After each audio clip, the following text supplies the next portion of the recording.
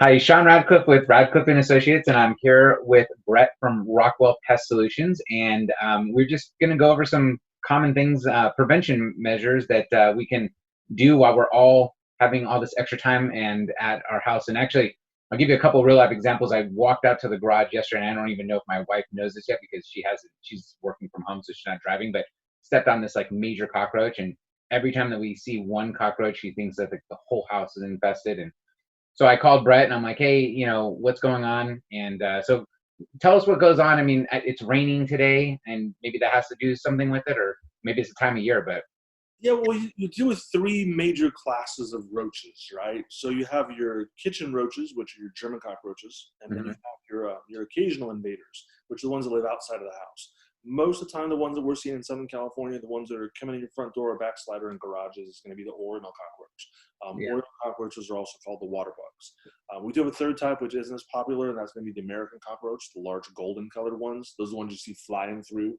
sounding like a helicopter.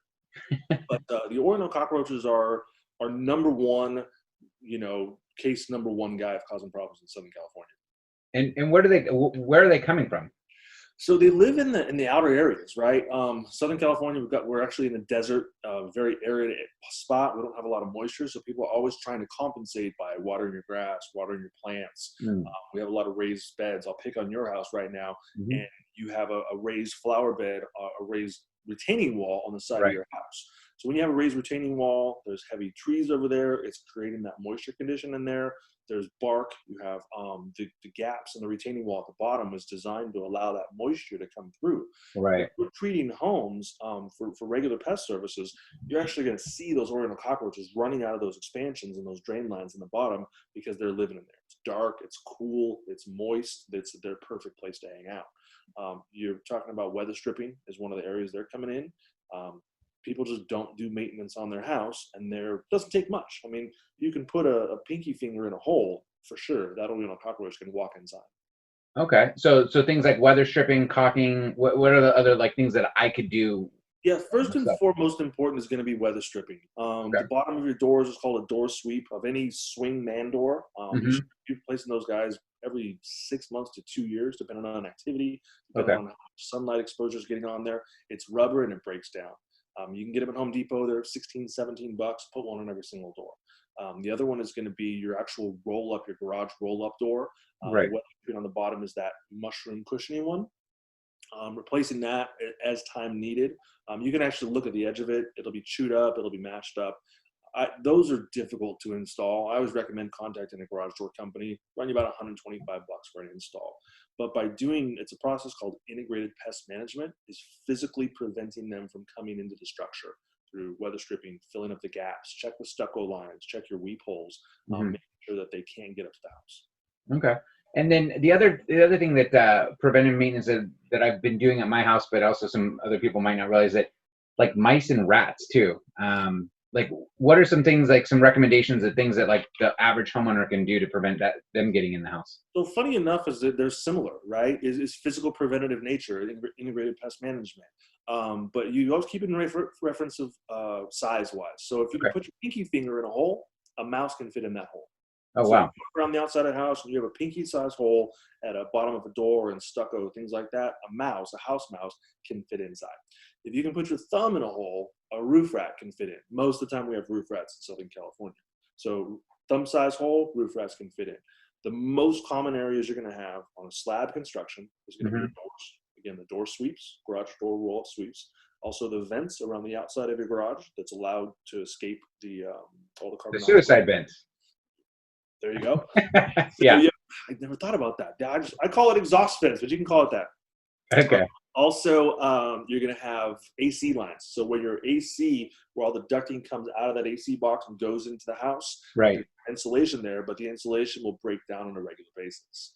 And so steel wool is a good thing to shove in there real quick. So that's going to be for Okay. a good slab construction. So raised foundation is a little bit tougher. Raised foundation, you're looking at all the vent screens around the outside. That's designed to create cross ventilation.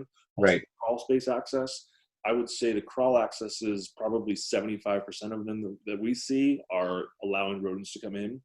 And then the super obvious one is the trees. So what I call the lightsaber effect, because I love Star Wars, is if you stand outside of your house and you look up into your eaves is where you're hanging Christmas lights, and you look up and your eaves should be sitting dead center of your forehead. Anything that you extend your arm out and turn your lightsaber on and cut those trees out, that's something that rats and mice are going to be able to climb up the tree, jump onto your roof, and then access your roof line. So go down, buy a lightsaber. Of course, you can buy lightsabers. You wish. Virtual circular. Well, I have mine from Disneyland, right? But you're going to create a virtual barrier around the roof line of your house that rats are going to be less likely to jump onto your roof and come inside.